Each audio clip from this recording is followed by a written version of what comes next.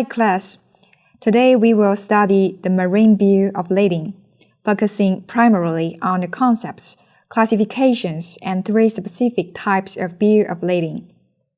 The nature and function of the marine bill of lading. 1. Cargo receipt.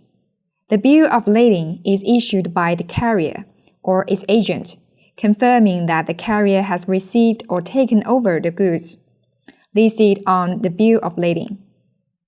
2. Document of title. In legal terms, the bill of lading functions as a document of title. After the goods arrive at destination port, the carrier delivers the goods to the lawful holder of the bill of lading.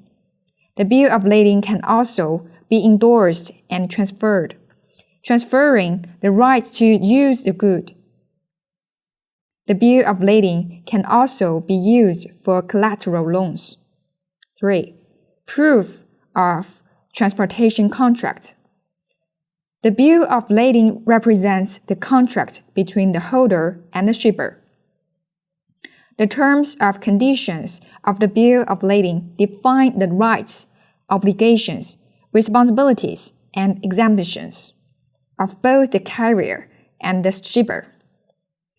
Please consider, does holding a bill of lading give you a right to obtain delivery of goods? Types of marine bill of lading. Classification of bill of lading. Based on whether the goods have been loaded. Onboard bill of lading. Received bill of lading. Based on the condition of goods' external appearance and packaging. Clean bill of lading. Foul bill of lading. Based on the named consignee. Straight bill of lading. Blank bill of lading. Order bill of lading. Based on different modes of transportation. Direct bill of lading. Combined transport bill of lading. Transshipment bill of lading. Based on different vessel operating modes. Liner bill of lading. Charter party bill of lading. Based on the time of the bill of lading's insurance. Advanced bill of lading. Antedated bill of lading. Use of these two types of bills of lading should be exercised with caution. Additionally, there are also stale bill of lading. Note, straight bill of lading is non-transferable and lacks negotiability. Blank bill of lading can be transferred by delivery, making it the most liquid and easily transferable. Order bill of lading can be transferred by endorsement and is widely used.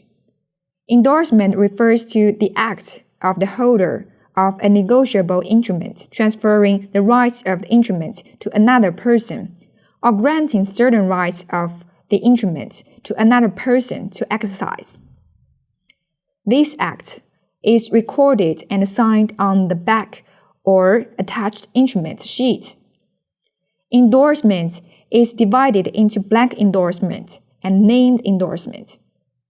After learning about the concept and types of bill of lading, next, let's take a look at three special types of bill of lading. Stale bill of lading. It refers to a bill of lading submitted by the seller after the presentation date specified in the letter of credit has passed, or when the letter of credit does not specify a presentation deadline. Typically, it is a bill of lading submitted 21 days after the shipment date, which is later than the arrival date of the goods at the destination port. The contract should stipulate that the buyer and their bank must accept such a bill of lading in international trade. Advanced bill of lading. When the validity period or presentation deadline specified in the letter of credit is approaching, and the goods to be shipped have not yet been loaded onto a vessel, to obtain the shipped bill of lading for settlement purposes, within the effective period or presentation deadline of the letter of credit, the shipper issues a guarantee letter to the carrier, stating that the shipper takes responsibility for any liability arising from the insurance of the bill of lading. The carrier then issues a delivery warrant that precedes the actual insurance of the bill of lading. Antedated bill of lading.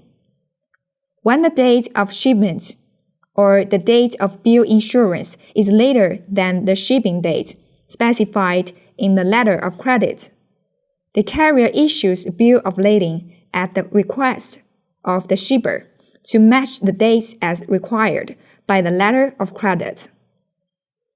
This is done to facilitate the beneficiary of the letter of credit in obtaining a delivery warrant for settlement. The buyer and the other interested party can discover the shipping situation by examining the logbook. Therefore, both of these actions are considered fraudulent activities. Caution should be exercised. After learning the key points, let's look at an in-class exercise. A certain company in Beijing exported 2,000 metric tons of soybeans. The contract stipulated that the latest shipment date would be March 30th, 2019. Due to various reasons, the company in Beijing only loaded the soybeans onto the ship on April 10, 2019. To facilitate smooth settlement, they requested the shipping company to issue a bill of lading dated March 30th. Question: is this practice by the Beijing company acceptable? Can the shipping company issue the requested bill of lading? Analysis demonstration. Based on the knowledge learned above, the practice of the Beijing company is incorrect. The contract specified a shipment date of March 30, but the actual loading onto the ship occurred on April 10th. Requesting the shipping company to issue a bill of lading dated March 30th constitutes antedated bill of lading, which is considered fraudulent behavior. The shipping company should not issue such a bill of lading and may face legal liabilities. After completing the in-class inquiry, we have an additional exploration exercise for self-study. Please actively think about it. Thank you for listening.